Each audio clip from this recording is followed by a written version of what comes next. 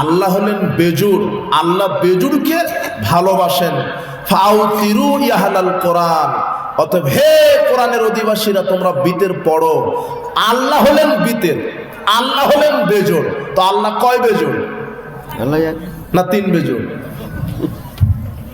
তাহলে এই হাদিস কি দিয়ে বুঝাবেন জাতিকে?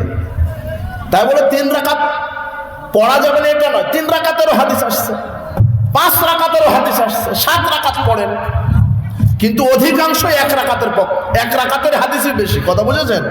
আপনি বুখারীর 990, 995, আপনি আবু দাউদের 1416, 1422, রাসূল বলছেন আল বিত্রু আলা কুল্লি মুসলিমিন, আল বিত্রু হাক্কুন আলা কুল্লি মুসলিমিন।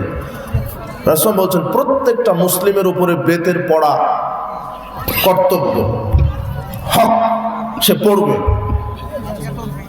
মায়াফআল মান আহাব্বা, যে ব্যক্তি চায় 1 রাকাত পড়ুক, যে ব্যক্তি চায় 3 রাকাত পড়ুক, যে ব্যক্তি চায় 5 রাকাত পড়ুক, স্পষ্ট হাদিস আসছে। তো পড়েন 5 রাকাত, 3 রাকাত, 1 রাকাত, তবে অধিকাংশ 1 রাকাত। রাসূল সাল্লাল্লাহু আলাইহি ওয়াসাল্লাম 1 রাকাতই বেশি পড়তেন, 3 রাকাতও পড়তেন, তবে 1 রাকাত বেশি বেশি পড়তেন।